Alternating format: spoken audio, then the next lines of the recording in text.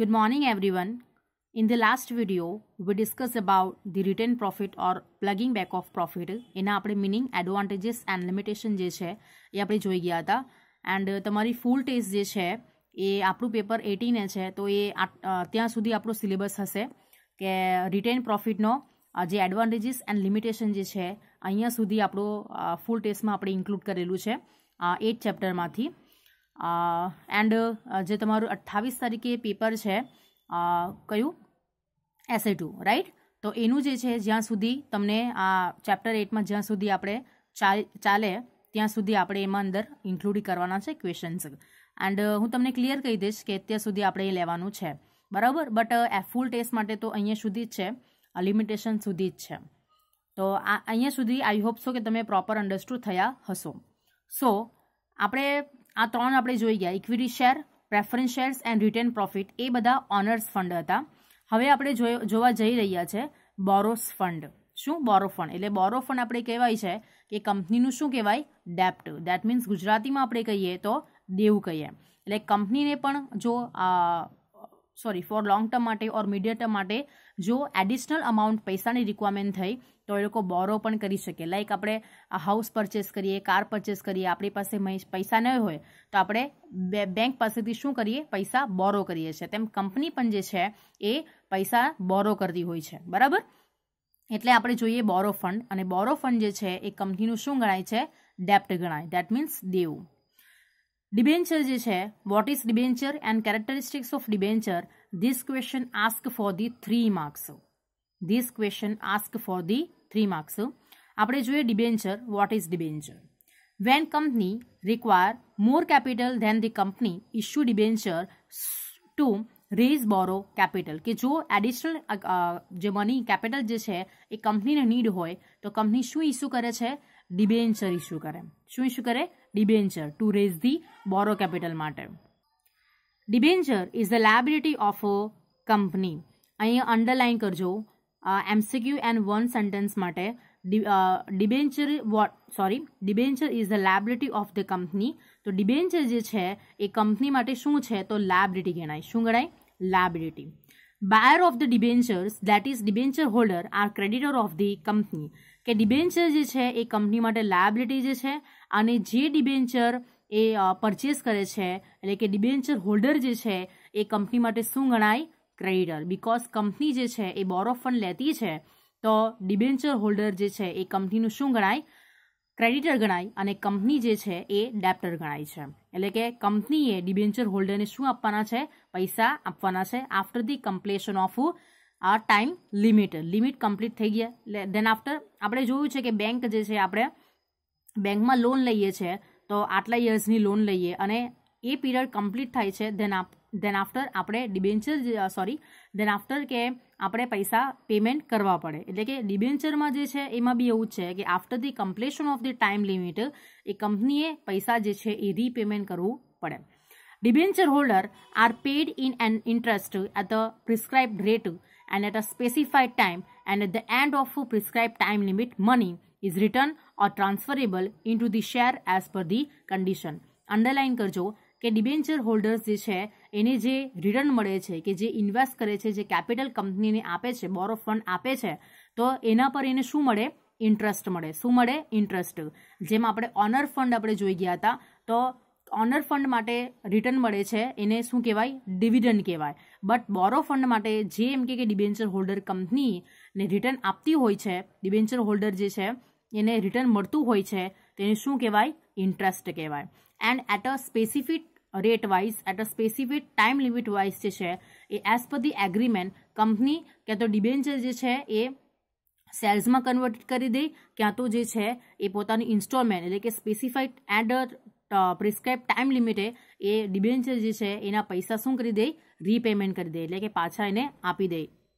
એટલે ડેપ્ટ જે છે એ શું કરે? ચૂકવી નાખે. કાં તો સમ ડિબેન્ચર જે છે એ ટ્રાન્સફરેબલ હોય કે અમુક time limit completion of time limit wise એનું ડિબેન્ચરનું જે છે એ શેર્સમાં શું થઈ જાય? ટ્રાન્સફરેબલ થઈ જાય.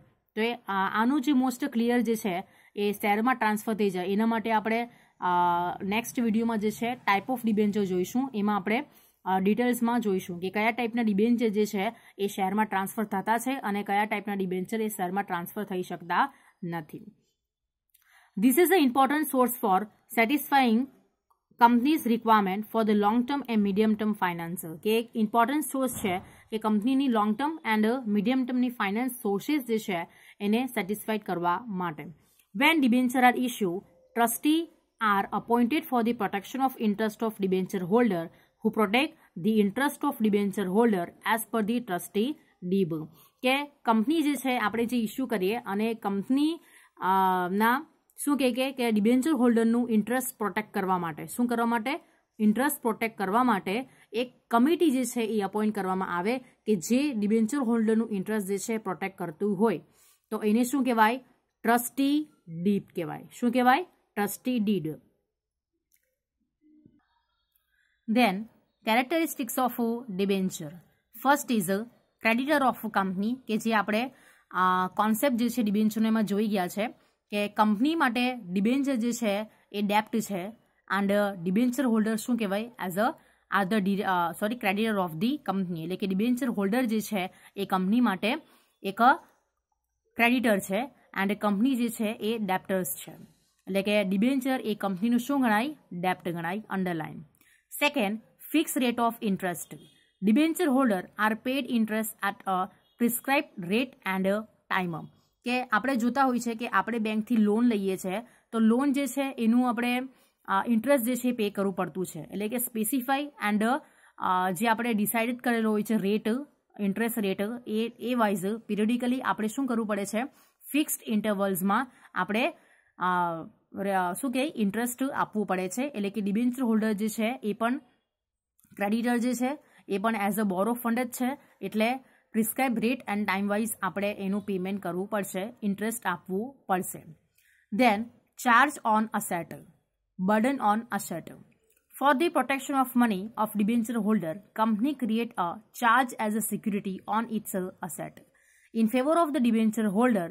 Company means company can use this assets. Okay કે ફોર એક્ઝામ્પલ આપણે લઈએ છીએ આપણે એઝ અ લોન લઈએ છીએ આપણે બરાબર કે કંપની પાસેથી પૈસા એ બોરો ફંડ લઈએ છીએ બેંક પાસેથી આપણે પૈસા બોરો લઈએ છીએ તો બોરો જે છે એ એમ જ આપણે નહીં આપી દે એના એક્સચેન્જમાં આપણે શું કરવું પડશે આપણી કોઈ અસેટ કે આપણી કોઈ પ્રોપર્ટી જે છે એ એઝ અ મોર્ગેજ તરીકે આપણે બેંકમાં આપવી પડશે એના ડોક્યુમેન્ટ જે છે આપવા પડશે. એવી રીતે કંપની પણ જે છે એ જે બોરો ફંડ લે છે એઝ પર ધી સિક્યુરિટી માટે ડિબેન્ચર હોલ્ડરને શું આપતી હોય છે પોતાની અસેટ કે પ્રોપર્ટી જે છે એ શું કરે મોર્ગેજ તરીકે મૂકે છે શેના માટે ફોર ધી સેફટી માટે કે ડિબેન્ચર હોલ્ડરનું ઇન્ટરેસ્ટ જે છે એ હાર્મ નહીં થઈ જાય એટલા માટે અસેટ જે છે કે પ્રોપર્ટી જે છે એ શું કરવા આપતી હોય છે એઝ અ મોર્ગેજ તરીકે મૂકતી હોય છે બરાબર. જેમ આપણે બેંકમાં લોન લઈએ છીએ અને ફોર એક્ઝામ્પલ તરીકે આપણે આપણું હાઉસ જે છે એ મોર્ગેજ તરીકે મૂક્યું છે બરાબર તો બેંકમાં જે છે કે સમથિંગ આપણે આપણું હાઉસ જે છે એ ગીરવે મૂક્યું છે મોર્ગેજ તરીકે મૂક્યું છે બરાબર બટ આપણે એમાં રહી શકીએ શું કરી શકીએ રહી શકીએ કે જ્યાં સુધી આપણે આ પેમેન્ટ કરશું ઇન્ટરેસ્ટ ઓન ટાઈમે આપશું ત્યાં સુધી આપણે શું કરવું પડશે આપણે કોઈ કંપનીવાર બહાર નથી કાઢી મૂકતા કેમ આ ઘર મારું મોર્ગેજ છે તમે મૂક્યું છે એટલે તમે અહીંયા નહીં રહી શકો બરાબર બટ આપણે યુઝ કરીએ જ છે મોર્ગેજ મૂક્યું છે છતાં પણ આપણે એનો યુઝ કરીએ જ છે બરાબર. તેવી રીતે કંપની જે છે પોતાની કોઈ અસેટ જે છે કે કોઈ પ્રોપર્ટી એ મોર્ગેજ તરીકે મૂકે છે બટ એનો એ યુઝ કરી શકે એટલે લાસ્ટ લાઇનમાં શું હતું કે means the company can use this asset. તો કહેવાનો મતલબ એ છે કે કંપની પોતાની અસેટ જે છે કે પ્રોપર્ટી એ મોર્ગેજ તરીકે મૂકે છે એનો મતલબ એવું નથી થતો કે કંપની એ યુઝ નથી કરી શકતી બટ કંપની યુઝ કરે છે.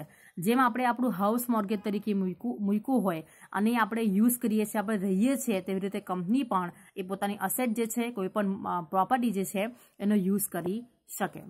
દેન necessity.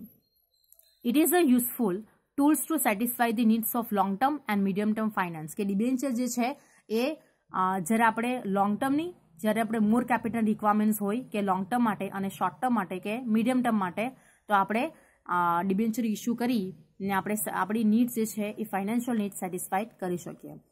Then registration at stock exchange. If debenture is listed at a stock market then it can be sold or purchased. કે રજિસ્ટર માર્કેટ એટલે કે રજિસ્ટર ઓફિસમાં સ્ટોક એક્સચેન્જમાં કે જે શેર્સનું લિસ્ટેડ હોય, દેટ મીન્સ કે જે શેર રજિસ્ટર હોય એનું જ પરચેસ એન્ડ સેલિંગ થાય. એટલે કે જો ડિબેન્ચર જે છે એ લિસ્ટેડ હશે, દેટ મીન કે રજિસ્ટર હશે સ્ટોક એક્સચેન્જમાં, તો એનું પરચેસ એન્ડ સેલિંગ જે છે ઇઝીલી આપણે કરી શકીએ. એટલે કે સ્ટોક એક્સચેન્જમાં બાય એન્ડ સેલિંગ કરવા માટે પર્ટિક્યુલર સિક્યુરિટીનું જે છે એ રજિસ્ટર થયું, it is a necessary, it's must. Then repayment. At the end of the time limit, the entire amount of debenture are repaid either once at a time or as per the agreement by installment. કે લાસ્ટમાં કે ડિબેન્ચરનો જે છે particular ડિબેન્ચરની time limit after that શું થાય કે એનો એન્ટાયર પીરિયડ જે છે અમાઉન્ટ જે છે આપણે રીપેમેન્ટ કરવા માટે એટ અ વન્સ એટલે કે એક જ વાર રીપેમેન્ટ કરી શકીએ. ત્યાં બાય એગ્રીમેન્ટથી આપણે ઇન્સ્ટોલમેન્ટ વાઇઝ એટલે કે આપણે જ્યારે લોન લઈએ છીએ કે કાર લોન લઈએ છીએ, બરાબર, બાઇક લોન લઈએ છીએ કે હાઉસ લોન લઈએ છીએ, તો આપણે જે છે એ કંપનીને કે બેંકને જે છે એ આપણી લોન જે છે એ ઇન્સ્ટોલમેન્ટ વાઇઝ આપણે પે કરતા હોય છે. રીપેમેન્ટ જે છે એનું ઇન્સ્ટોલમેન્ટ વાઇઝ કરતા હોય, તેવી રીતે કંપની પણ જે છે બાય એગ્રીમેન્ટથી ઇન્સ્ટોલમેન્ટ વાઇઝ ક્યાં તો એટ અ વન્સ એક જ વારમાં ડિબેન્ચર હોલ્ડરની અમાઉન્ટ જે છે એ રીપેમેન્ટ કરી શકે. બરાબર. Then first preference for the payment, as the debenture are debt of the company, so at the time of the liquidation along with third party debt the money of debenture are paid. આપણે જે equity શેરમાં જોઈ ગયા હતા, preference શેરમાં જોઈ ગયા હતા કે કંપની જે છે at the time of liquidation wise તો ઇક્વિટી શેરને જે છે એ લાસ્ટ રાઇટ મળે છે for the repayment of capitals, last preference મળે છે. અને પ્રેફરન્સ શેર હોલ્ડર જે છે એ ઇક્વિટી શેરના કમ્પેરમાં ફર્સ્ટ રાઇટ મળે છે. એવી રીતે જ્યારે કંપની લિક્વિડેશનમાં થશે, જ્યારે કંપની ડિસોલ્વ થાય, વાઇન્ડ અપ થાય, ત્યારે બધા જે છે એ ડેપ્ટ એટલે કે ડિબેન્ચર જે છે એ પણ બોરો ફંડ એટલે કે ડેપ્ટ થશે કંપનીનું. એટલે કે કંપની જે છે એ ડિબેન્ચર હોલ્ડરને પહેલાં પૈસા ચૂકવી દેશે. શું કહી? મની જે છે ડિબેન્ચરના પૈસા પે કરી દેશે. એટલે કે પેમેન્ટ માટે ફર્સ્ટ પ્રેફરન્સીસ એ ડેપ્ટને અપાય, બોરો ફંડને અપાય. તો આ જે ક્વેશ્ચન જે છે what is debenture and characteristics of debenture, this question ask for the 3 marks, most important છે. બરાબર. તો જોઈ લેજો, કંઈ પણ ક્વેરી હોય તો you can call me or message me. Thank you.